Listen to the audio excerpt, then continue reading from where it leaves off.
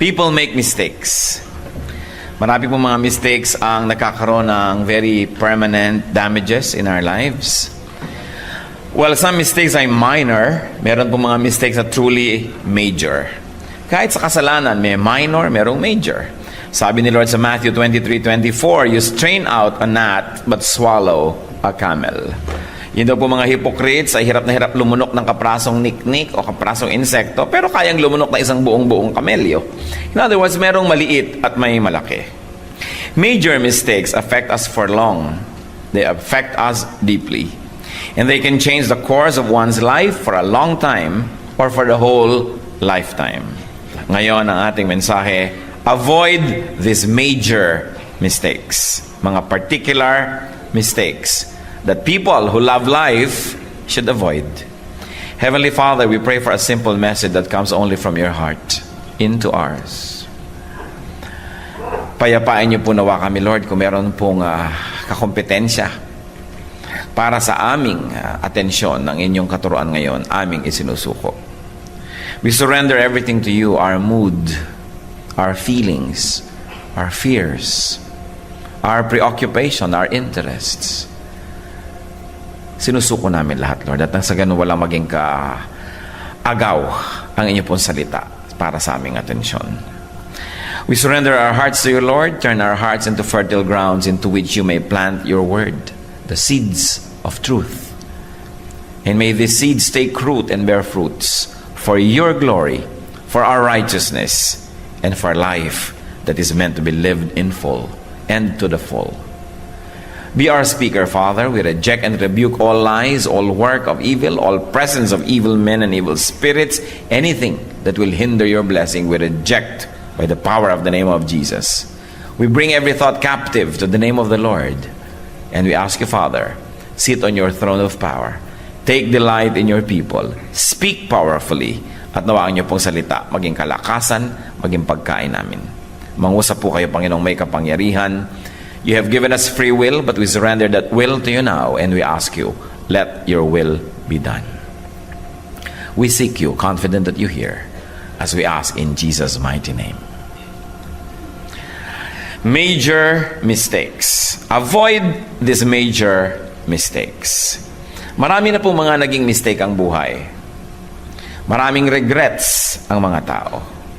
Kaya kailangan habang may lalalabi pang panahon, ay matutunan ang mga dapat matutunan at nasa gayon maiwasan yung mga hindi kailangang mga sugat sa ating puso.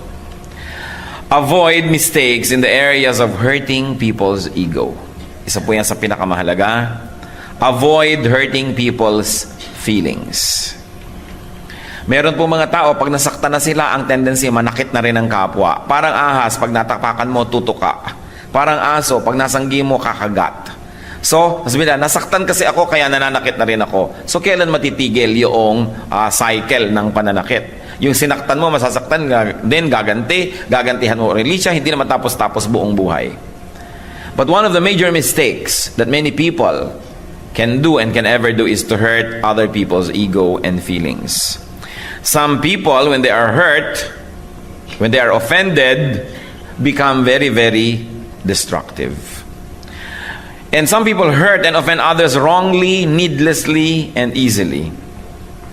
While there are parties that really asked to be hurt, talaga ang lifestyle nila, ang sinasabi nila, provoke you to hurt them, hindi naman kailangan laging patulan ng mga yan. At ang mahirap po sa mga tao na nasasaktan yung ego, yung kanilang feelings, people that we hurt can be destroyed. Sometimes they can be destroyed forever. And they can also be destructive. Kaya maraming mga tao, halimbawa, ay sasabihin nila, ako ay nasaktan, galit ako, nagdilim ang aking paningin. Kaya ang dami-dami mga crimes of passion, yung mga napupunta sila sa death row, nakapatay, nakagawa ng napakasama, kasi nasaktan yung damdamin, nasaktan yung ego nila. Pero under normal circumstances, they wouldn't be doing terrible things. Kaya iniiwasan po natin to hurt other people. It's very unkind to hurt people's feelings. Merong mga taong sadista, talagang ang sinasadyang manakit, manghiya, mang-embarrass. This is not of God, definitely. This is of the devil. Yung gustong-gusto mong mananakit, lalong-lalot ka nasaktan ka na ng konti, parang akala mo meron ka ng moral ground, meron ka ng reason or excuse to hurt other people also. Sa Titus chapter 3 verses 1 to 2. Remind the people to be subject to rulers and authorities, to be obedient, to be ready to do whatever is good, to slander no one, to be peaceable and considerate, and to show true humility toward all men. Pagka ganito po yung ating behavior, we will prevent this mistake of hurting people's ego and feelings. Tayo man po siguro, kung ating sasariwain, yung mga panahon na nasaktan tayo, at kung may mga mahilig diyang magtanim ng sama ng loob, mag-ingat ng mga galit-galit, pag binalikan natin yung nakaraan, ang pinagmumula ng mga pinakamalalaki natin, mga hinanakit, mga sama ng loob, at iniipon-ipon sa buhay na kahit hindi dapat, may nag-iipon yan, yung nasaktan tayo, nasaktan ang ating damdamin. Hindi bali na yung pinagod tayo, hindi bali na yung nalamangan tayo, hindi bali na yung tayo ay nasaktan physically, tayo ay nadapa, napatid, nahiwa, pero yung sinasaktan yung ating kalooban, mahirap kalimutan. Of course, by grace of God, we can forget and bring this behind us. Pero ang ating pong aalalahanin, tayo lalo mga Christians, we should avoid hurting people's feelings. Pwede naman natin pag-usapan ng isang bagay na napaka-academic lang ng usapan, napaka-scientific, napaka-detached, walang personalan. Hindi na kailangan personalin. Hindi kailangan sinasaktan ng damdamin ng tao. You can say, hindi ko gusto ang ginawa mo, pero iba naman yung hindi kita gusto. Pwede natin masabi sa isang tao, maling-mali yung asal mo kahapon, pero iba-iba naman yung maling-mali ka talaga. Kasi ina-attack na natin yung tao nun. Pwede natin sabihin na, alam mo, meron kang ugaling pangit, kaysa ikaw talaga, puro kapangitan. Kaya, we avoid hurting people. Gaano karami na po nasaktan natin? Kumisan, hindi pa tayo masyadong conscious, pero pag tayo itong nasasaktan, alam na alam natin, and some people keep records of wrongs pa. Avoid. Because you don't want to destroy others, and you don't want other people to be too destroyed that they also would like to destroy you. Pangalawa po, isang malaking mistake na dapat ay wala sa bokabularyo at sa buhay ng Kristiyano. Avoid damaging, destroying, and blocking beginnings or beginners. Avoid blocking the way of beginners. Everybody needs help, especially in the beginning of their careers, in the beginning of their lives, in the beginning of their business, in the beginning of anything. Huwag po tayong hahadlang. Sapagkat yung mga taong hinahadlangan natin sa mga pasimula, bihira sa kanilang nakakalimot, naaalala nila na ganun ang record natin sa kanilang buhay. Romans 14:13. Instead, make up your mind not to put any stumbling block or obstacle in your brother's way. Huwag tayong humadlang sa mga pangarap ng iba. Huwag tayong maging kontrabida. Kadalasan dahil lang sa inggit, dahil lamang sa jealousy, we block people's ways. Sabi, don't be a stumbling block. Especially to children. Ang dami-dami mga tao damaged for life because they were damaged when they were children. Laging sinabihan ng pangit ka, pangit ka, pangit ka, kaya nung tumanda hanggang mamatay na lang, walang ginagawa kundi i-prove na maganda siya, at siya din nagiging pintasero o pintasera. Lagi na lamang pinipintasan, pinapagalitan, lalo yung mga bata that receive violence, laging ginugulpe, inungudngod, sinasaktan, nagiging very violent ang nature nila buong buhay. Mga bata na deprive, kaya tuloy buong buhay, ang gusto nila mag-collect na mag-collect, kumuha ng kumuha para i-counteract yung kanilang deprivation. Naapi ng naapi, ang nagiging tendency tuloy, mang-api ng mang-api pag sila na ito nagkaroon. Because they were damaged. Let us not damage children. Laging balance dapat ang approach natin sa kanila. At kung tayo naman yung na-damage nung tayo children pa, abay tama na ang kasasabing kasi naapi ako noon, kasi kawawa ako noon, kaya ganito ako ngayon. Dapat makagraduate na tayo doon. Because if anyone is in Christ, he is a new creation. The old is gone, the new has come. Hindi pwede na tayong mga Christian, lagi na lang natin sisisihin yung mga lola natin, inapi tayo noon, sinaktan tayo nung ganito pa tayo, kawawa naman tayo nung maliit pa tayo. Kasi pag tayo hinugasan na ng dugo ni Kristo, pwede nang mabago ang lahat. Sinabi kong pwede kasi hindi naman automatic na mabago kung ayaw nating baguhin at pinagpipilitan natin yung dati. Hindi nga yun mababago. But with the power of Christ, it is possible na malimot yon at magkaroon ng bagong pasimula. Kaya nga sinasabi, you are born again. 2 Corinthians 5:17, if anyone is in Christ, he is a new creation. The old is gone. Behold, the new has come. Merong possibility of a new beginning. Kaya sabi ni Lord sa Matthew 19, verse 14, Jesus said, let the little children come to me, and do not hinder them, for the kingdom of heaven belongs to such as these. So yung mga bata pa lang, dali na sa Panginoon. Huwag turuan ng mali. Huwag palakihin sa mga kamalian. Huwag palakihin sa violence, sa carelessness, nakakakita ng immorality, kasi nagiging ganun sila. Huwag hadlangan yung mga neophytes, yung mga trainees. At lalong-lalo, huwag nating i-damage, hadlangan, i-discourage yung new Christians, mga bagong-bagong mananampalataya.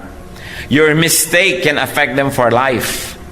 Your mistake can affect them for long. Itong si Sigmund Freud has very lengthy thesis on these subjects.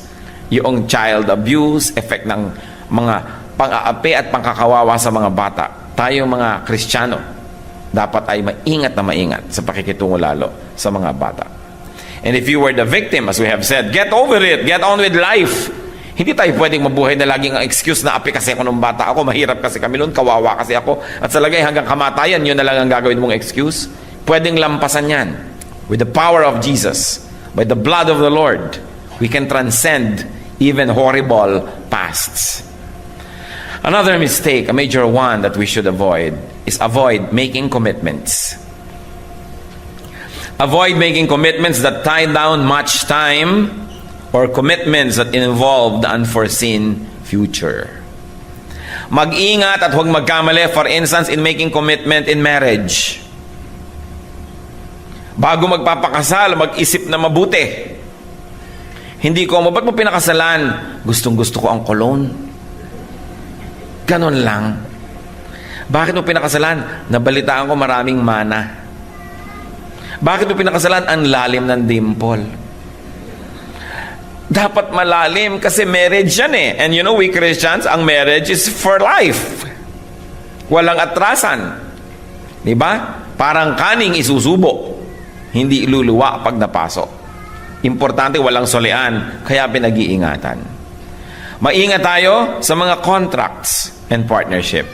Why? Because they tie us down. Contracts tie us down.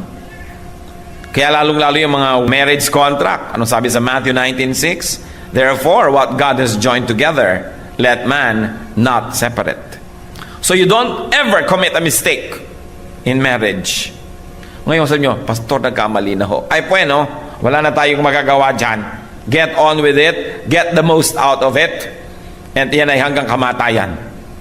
Kailangan panindigan. Pero yung mga hindi pa, hindi naman lahat ng nag-aasawa siyempre nagkakamali. Meron naman talagang napunta sa paraiso. Pero bihira.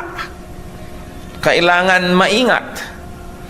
At isa pa pong dapat na, sabi ng iba, naku Pastor, kung nakilala ko lang kayo noon at yung Diyos at nabasa ko na yung Biblia, hindi sana ang gulo ng buhay ko. Kung nalaman ko lang itong isang mistake na ito, never ever make the mistake of guaranteeing for someone.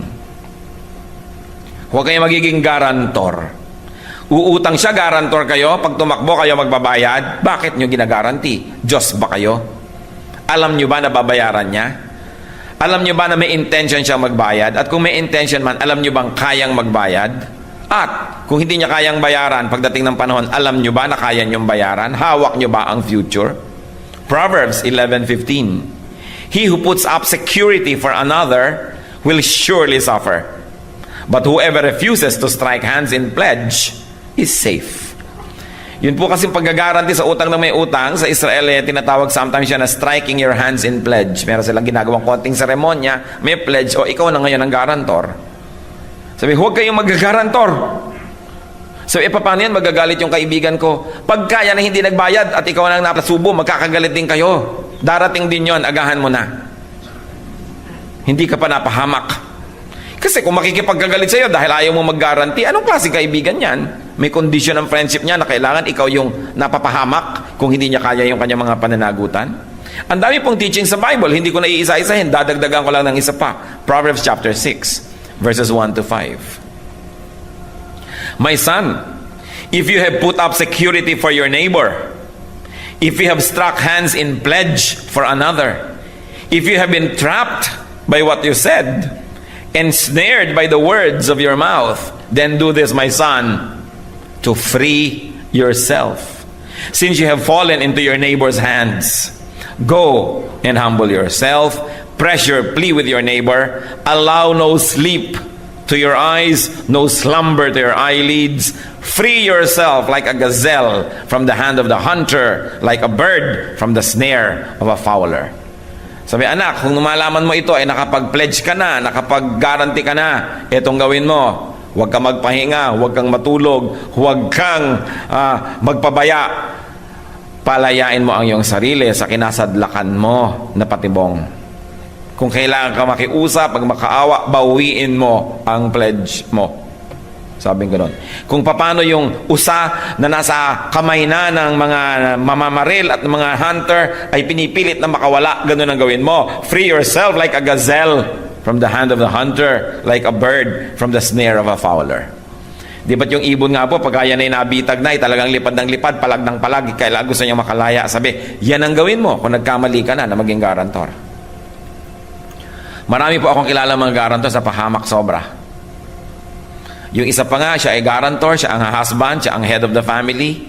Pagkatapos, nung siya ay biglang sumakabilang buhay ng wala sa panahon, ang balong babae kinailangan pang magbenta ng mga lupa para bayaran yung mga ginaranti ng kanyang asawa na hindi binayaran ng mga original may utang. At ang mayabang pa, yung mga may utang. Yung mga tagapagmana, ang mga nawalan dahil nag-guarantee ang kanilang tatay. Sabi, hindi dapat. At ang Biblia ang nagsasabi, pag may lalapit sa inyo, pwede ba kayo pag-guarantee? Oy, alam mo ba? Anong sabi ng Proverbs 11:15? Pakibasa. Dahil baka kayo ang sisihin. Ngayon, kung willing kayong mapahamak, mag-guarantee kayo, be prepared for the worst. Huwag nyo nang ipalagay na kaya niyang bayaran. Ipapalagay nyo agad, hindi niya ito mababayaran, ako magbabayad nito. Kung sa umpisa pa lang, willing and able kayo, sige, mag-guarantee kayo. Pero huwag nyo sabihin, di, siya naman ang magbabayad niyan, dekorasyon lang yung pirma ko dyan. Anong talaga nyo, dekorasyon? Kaya yan nandyan, para kayong habulin pag hindi nagbayad yung original na may utang. Kaya sabi ng Panginoon, at sabi sa Biblia, gusto nyo ng tahimik na buhay, huwag kayong magkakamaling maging garantor. Paano matatahimik ang buhay nyo? Paano kayo makakapag-enjoy na nagsuswimming kayo? Iniisip nyo, ako, yung inutang na kotse ni ganon, yung bahay niya ganon, baka hindi mabayaran, ako magbabayad. Paano kayo mahihimbing? Kaya sabi, huwag kayo munang humimbing, huwag kayong magpahinga. Free yourself. Of course, kakambal nito is do not make the mistake of making promises. Unnecessary promises. Lalo yung mga promise sa Diyos na hindi naman tutuparin. We should be serious. At pag promise sa Diyos, hindi natin sinasabing, huwag kayong mangako. Ang sinasabi natin, pag nangako, tuparin. Numbers 30 verse 2, when a man makes a vow to the Lord or takes an oath to obligate himself by a pledge, he must not break his word, but must do everything he said. Pag may commitment tayo kay Lord, may pledge tayo kay Lord, meron tayong usapan at kasunduan, dapat tuparin. Remember this, a person is the master of the unspoken word, but the slave of the spoken word. Yung alam natin, habang di pa natin sinasabi, alipin natin yon. Pero yung salitang binitawan na natin, tayo na ang alipin nun. Meron kang pintas na nasa isip mo laban sa isang kapwa, hindi mo pa sinasabi, you are the master of that idea. But the moment sinabi mo na, ikaw na yung sunod-sunuran, takot na takot ka na, baka ka mabisto, baka malaman, ikaw na ngayon ang alipin. Kaya ang marurunong na tao, hindi mga hilig magsalita masyado. Kasi pag may sinasabi ka, nauobliga ka na patunayan yon, nauobliga kang gawin ngayon, kung meron tao sinisiraan mo, alam mo, si ganyan, ganyan, si ganyan, ganyan. Tapos nalaman niya, hindi mo malaman kung paano babawiin yung sinabi mo, hindi mo malaman kung paano aatras sa sinabi mo. Kaya ang hirap-hirap. It is important to be the master of the unsaid word. Siyempre, yung word na yun ngayon, hindi na lang said, kundi kumisan written, lalo kontrata na. It's important to be peaceful. Another major mistake that we Christians should avoid is avoid trusting people too much. Placing much of your well-being and wellness, your security, your assets and treasures in the hands of others. Jeremiah 9:4-6. Bagamat may sariling context ito, meron tong general truth. Beware of your friends. Do not trust your brothers. For every brother is a deceiver, and every friend a slanderer. Friend deceives friend, and no one speaks the truth. They have taught their tongues to lie. They weary themselves with sinning. You live in the midst of deception. In their deceit, they refuse to acknowledge me, declares the Lord. Of course, the prophet Isaiah means a very particular group of people in a particular place and time. But what is important here is to get what is universal in what was said. Sino po ba ang nakakapagtaksil? Di ba yun lang naman pinagtitiwalaan? Kaya yung mga iba sasabihin, ako, na 1, 2, 3 ako, na-deceive ako. Pambihira, pinagtiwalaan ko pa naman. Close pa naman, pinsan ko, tiya ko. Natural, hindi naman kayo pwedeng dayain nang hindi nyo pinagtiwalaan muna. 2 Timothy 2:26. Then they will come to their senses and escape from the trap of the devil who has taken them captive to do his will. The general concept that we like to get from this verse is the devil lays out entrapments. Naglalagay siya ng mga patibong at nang sa gayon tayo mabulid, mahulog at mahirapang mawala pa. Huwag mong nakikipag-partner with evil. Pagka mayroong mga nanggugulo, huwag kayong makikisali. Pagka may mga taong mahilig manira, huwag kayong makikipagkwentuhan. Pagka mayroon silang mga masasamang mga balak, mandaraya, mangsisinungaling, huwag tayong magpa-participate because we are making partnerships with the devil. At yon ay hindi pwedeng walang bayad. Kuminsan matagal lang bago dumating yung mga punishment niyan, pero hindi pwedeng hindi. Be sure that your sin will find you out. Sabi yan sa scripture, whatever you plant, you will harvest. It is impossible not to harvest what you plant. Another major error that we can avoid and should avoid is living in a lie. Having a major pretense. Wearing a big false mask. Because you are going to be oppressed, you have to be on guard, and you will be insecure all the time if you are living in a lie. John 3:21, but whoever lives by the truth comes into the light. Kailangan sa totoo. Huwag tayong nabubuhay sa pagsisinungaling, sa pagkukunwari, sa balat kayo.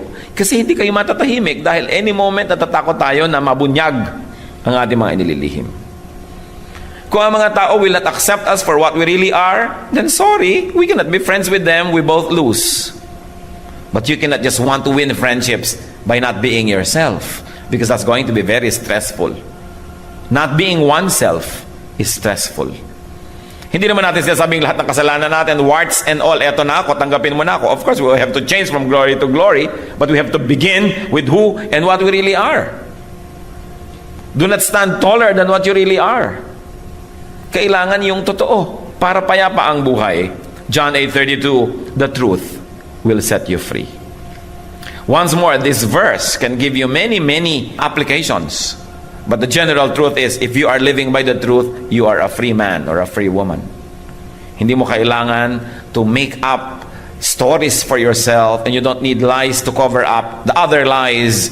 And the problem with one lie is that it will require another lie just to keep it away from the light of the truth.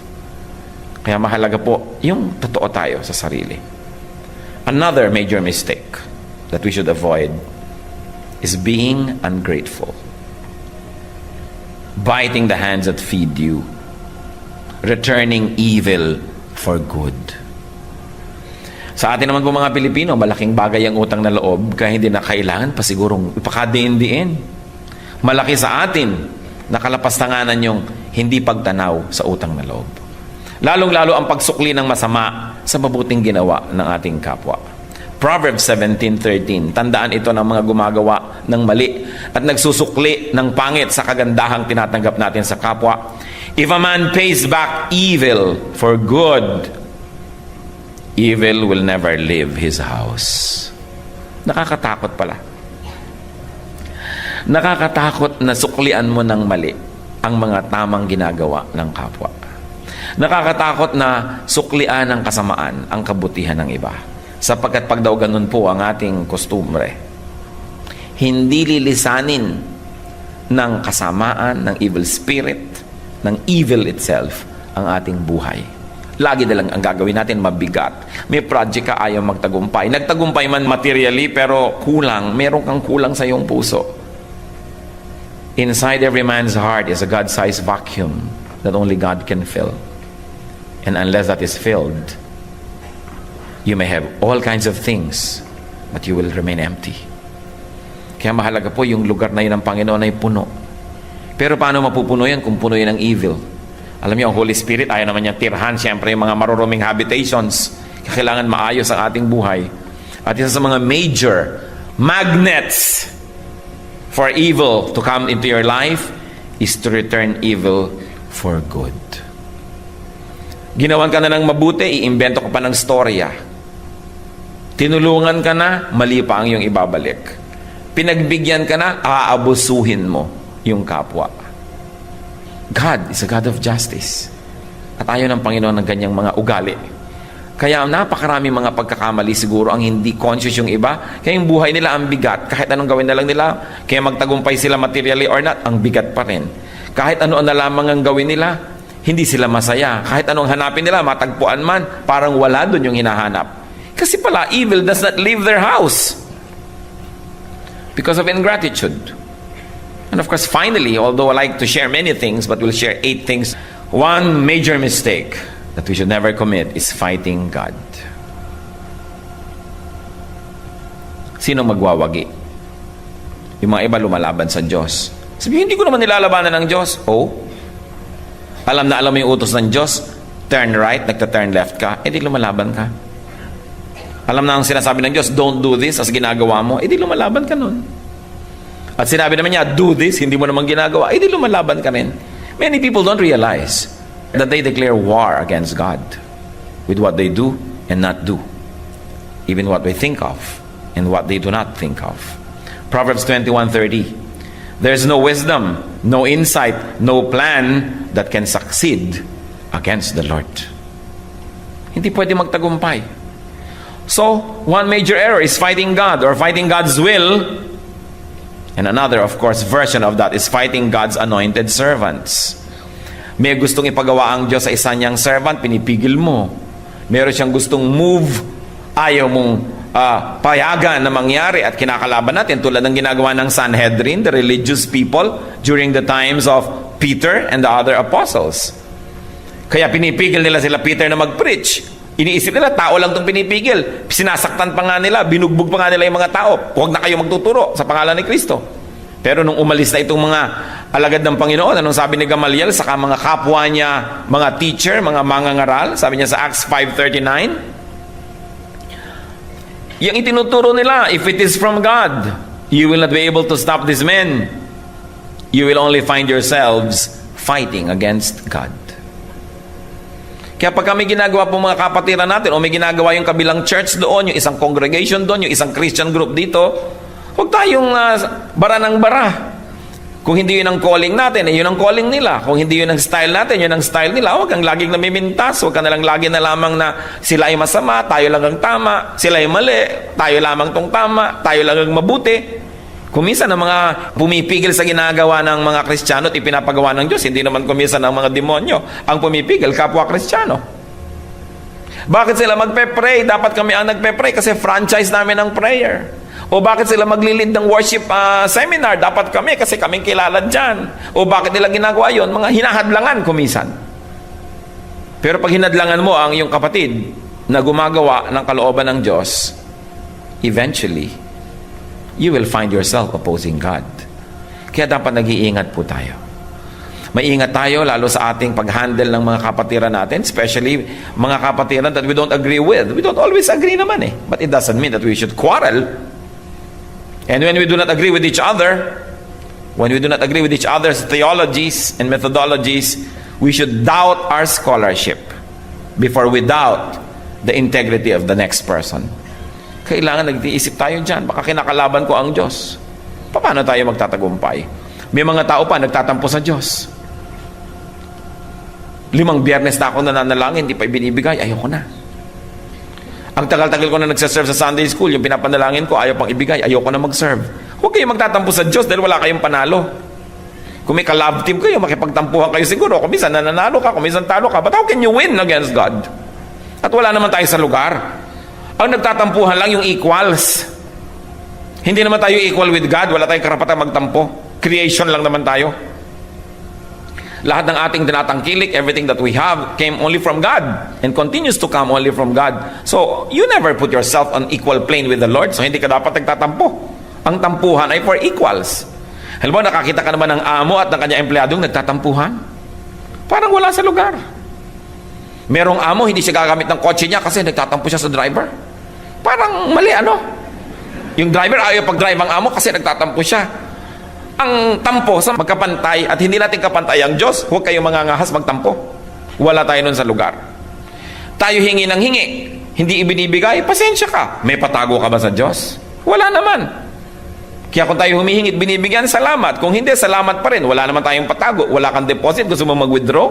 Tapos nung tumalbog ang cheque mo, nagtatampo ka sa bangko. Kailangan lumulagar tayo sa tama. Kung ang mga Kristiyano lang lalagay sa tama, maraming bagay na mapapalagay din sa ayos. All mistakes are bad, but some mistakes are worse than others. Avoid all mistakes, but avoid very specially the major ones. What mistakes can be considered major? Ano ba yung ating criteria to say that a mistake is major? A mistake may be considered major if its effects can be so disturbing, so deep, so destructive, and so long or permanent. What do? Seek the Lord's guidance. Seek the Spirit's discernment in recognizing mistakes before they destroy you and before they destroy others.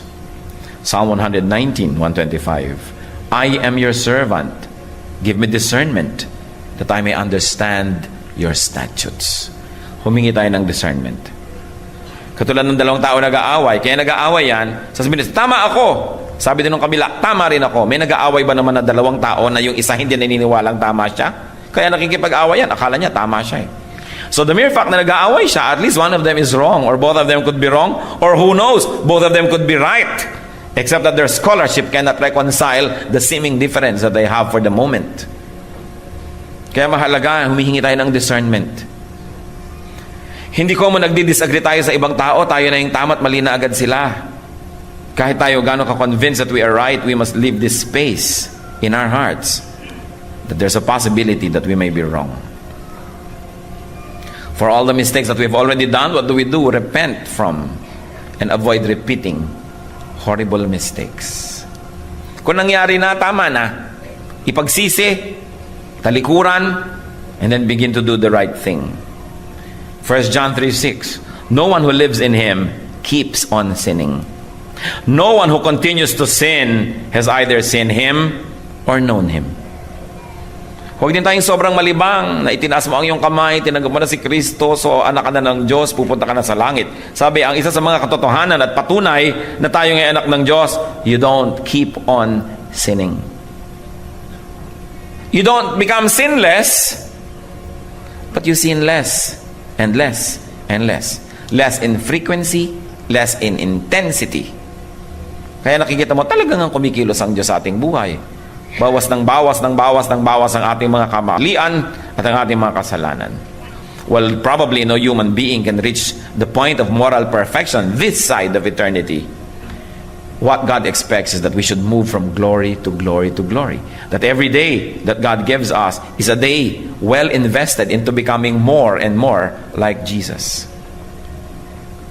Kung nagkaroon na tayo ng mga pagkakamali, at siguro po kung tayo above 14 years old, marami na talaga tayo naging pagkakamali rin. The Lord restores those who have made mistakes, but repent. You have made mistakes, but you repent, the Lord can restore us. Job 22:23. If you return to the Almighty, you will be restored. Walang pagkakamali na hindi kayang abutin ng Diyos. Walang lalim na kinasadlakan natin, kinahulugan natin ng mga bangin na hindi tayo kayang abutin ng Diyos para iahon. Walang layo na hindi kaya niyang maabot. God is only a prayer away. 1 Peter 5:10. And the God of all grace, who called you to His eternal glory in Christ, after you have suffered a little while, will Himself restore you and make you strong, firm, and steadfast. Ito yung mga tao nagsasuffer na kailangan magsuffer sila dahil either they go through trial o kaya meron talaga silang pagkakamali and they have to be chastised. But God is a God of restoration. Kung binapayagan man niya na tayo dumaan sa mga pansamantalang mga hirap at mga pait at mga sakit, sabi niya, ang wakas niyan, kung tayo lumalapit sa Kanya, nagsisisit, napapasakop, ang pagwawakas niyan ay tayo ay mabubuong muli. It is important. And let us help restore those who were damaged by our mistakes. Kung meron tayong nasaktan, nagkaroon ng inferiority complex yung tao dahil sa patuloy nating pang-iinsulto. Kung minsan merong mga asawa na buhay yung kanilang pagkatao, pero after 10-15 years of marriage, nakaganyan na sila, lugo-lugo. Kasi laging ginagawa ng asawa, ikaw kasi, laging dinudok-dok-dok-dok, laging na lamang iniinsulto, laging minamaliit. So, yung dating bubbly wife, naging na ngayong luoy-luoy. Nung makuha niya doon sa tatay, parang sariwang-sariwang ubas. Bakit mukhang tsampoy na ngayon tong babaeng ito? Anong klaseng asawa ang naging asawa nito? Dating ubas, naging tsampoy. Hindi nag-bloom, no? Kasi may mga asawa, walang ginawa kundi i-down yung kanilang asawa eh. Sa harapan ng iba, ikukwento, ayan, alam mo, ganito, ganyan. Hindi yan marunong lumangoy. Hindi yan marunong ganyan. Hindi yan marunong magpalit ng gulong na flat. Yung ego tuloy ng asawa, nawala na nang nawala. Meron namang lalaki, ganun din ang pamimintas lagi sa asawa niya. Walang naisip kundi yung niluluto ng mama niya. Ang mama ko, ganito magluto. Ang mama ko, ganyan. Ikaw, ganito. Ang mama ko, leche plan. Ang leche plan, mo parang pudding. Alam nyo, gusto nating matest kung anong effect natin sa tao that we deal with. Tingnan nyo yung before and after. Before the person became close to you, ano yung pagkatao niya at ano yung after a while. At kung meron po tayo na damage because of our mistakes, hindi pa huli. God is a God of second chances. Meron pa tayong pagkakataong ituwid yan. Kung tayo willing and humble enough to acknowledge our errors. And then willing tayo to work double time to restore people. Numbers 5:6-7. The Lord said to Moses, "Say to the Israelites, when a man or woman wrongs another in any way, and so is unfaithful to the Lord, that person is guilty, and must confess the sin he has committed. He must make full restitution for his wrong. Add 1/5 to it, and give it to the person that he has wronged." So kung meron ka daw na naatrasuhan na tao, kwentahin mo lahat ng atraso mo at lagyan mo pa ng konting interest at ibalik mo sa kanya. So kung ang pang-atraso natin, we verbally abuse someone, pinintasan natin ng pinintasan, dapat ngayon ay purihin mo yan ng purihin. Dapat baligtarin mo. Humanap ka ng totoo, yung hindi bola na puri, at kailangan ibalik mo yung kanyang sigla. Kung nasira natin yung self-respect niya, kailangan tulungan natin siyang buuin yun. That's why it is important to avoid great mistakes. May mga mistake na nawawala.